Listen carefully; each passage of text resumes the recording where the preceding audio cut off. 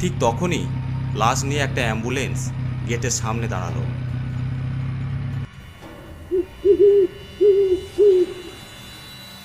Driver নেমে জিজ্ঞেস করলো, কি ব্যাপার, আপনারা এত রাতে এখানে কি করছেন? আপনারা কি লাশ দাফন করবেন? হ্যাঁ, একটা বেওয়ারিশ লাশ আছে, দাফন করে চলে যাব।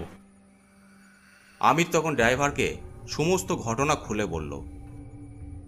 ড্রাইভার কেমন সন্দেহের চোখে মেয়েটার দিকে একবার তাকালো, তারপর বলল, ঠিক আছে, আপনারা চিন্তা করবেন না, আমরা আপনাদের লাশও দাফন করে দেব।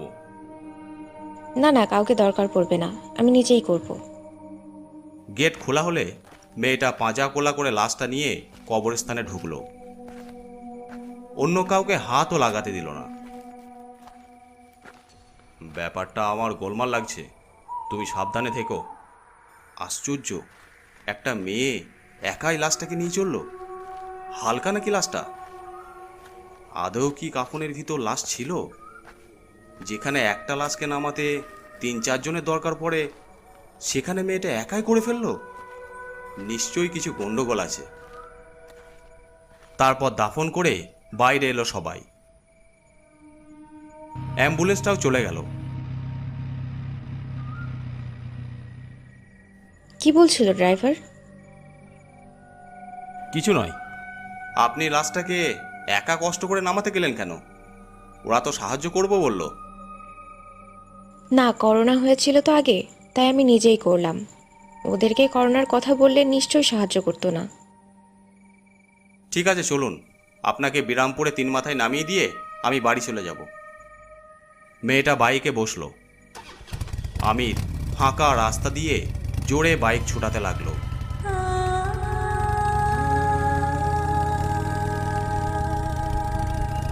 এক সময় সেই 3 মাথার মোড়ের কাছে এসে পৌঁছালো। আপনি এখানে নামবেন তো?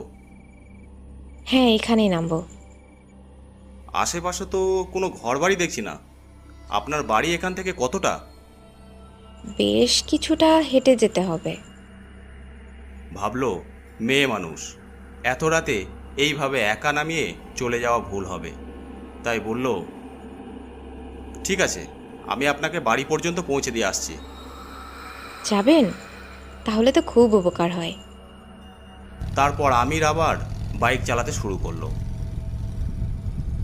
ঝোপ জঙ্গলের ভিতর দিয়ে বাইক এগিয়ে যাচ্ছে। রাস্তাটা মাটির, চারপাশে ঝোপ ঝাড়ে ভর্তি। কি ব্যাপার, আপনি এই ঝোপ জঙ্গলের ভিতর কোথায় থাকেন? সামনেই আমার বাড়ি। কিছুটা যাওয়ার পর ছোট্ট একটা কুটির দেখতে পেল আমির। হ্যাঁ, এইখানে দাঁড়ান, এটাই আমার বাড়ি। ঠিক আছে, আপনি তাহলে যান, আমাকে আবার বাড়ি ফিরতে হবে, এদিকে রাতও অনেক হয়ে গেছে। আপনি আমার অনেক উপকার করেছেন, তাই বলছিলাম এত রাতে আর বাড়ি যেতে হবে না। রাতটুকুন এখানে কাটিয়ে সকাল সকাল বেরিয়ে পড়বেন। না না, বাবাকে কাল ডাক্তার দেখানোর ডেট আছে, আমাকে বাড়ি ফিরতেই হবে। ঠিক আছে, আপনি সকাল সকাল চলে যাবেন। তাছাড়া এত রাতে সামনের রাস্তা আরও ভয়ঙ্কর। বাম বটতলায় ডাকিনী থাকে। আপনার মতো সুদর্শন যুবককে একা পেলে মায়া দেখিয়ে আপনার সর্বনাশ করতে পারে। তাই রাতটা এই গরিবের কুটিরে কাটিয়ে দিতে বলছিলাম। বাড়িতে আর কেউ নেই, আমি একা। শেষ কথাটা কেমন যেন রহস্য করে বলল। আমির আর না করতে পারল না। আচ্ছা ঠিক আছে। বাইকটা কুটিরের সামনে স্ট্যান্ড করে মেয়েটার সাথে ভিতরে প্রবেশ করলো। ঘরের ভিতরটা যে এতটা পরিষ্কার পরিচ্ছন্ন আর গোছানো থাকবে আমি সেটা ভাবতেই পারে নাই। বাহ, ঘর তো খুব সুন্দর। ওই আর কি, সারাদিন কাজ থাকে না তাই গোছকাজ করি। ছিমছাম রাখতে আমার ভালো লাগে। আচ্ছা, আপনার নামটাই তো জানা হলো না। আমার নাম রেশমি। তার হাসিটা যে কোনো পুরুষের স্নায়ুতে আগুন ধরিয়ে দিতে পারে। আমার নাম আমির। বাহ, সুন্দর নাম তো। আমি রেশমি। মানে? না, কিছু নয়। আপনি বসুন, আমি চা নিয়ে আসছি আপনার জন্য। তারপর রেশমি পাশের রুমে চলে গেল।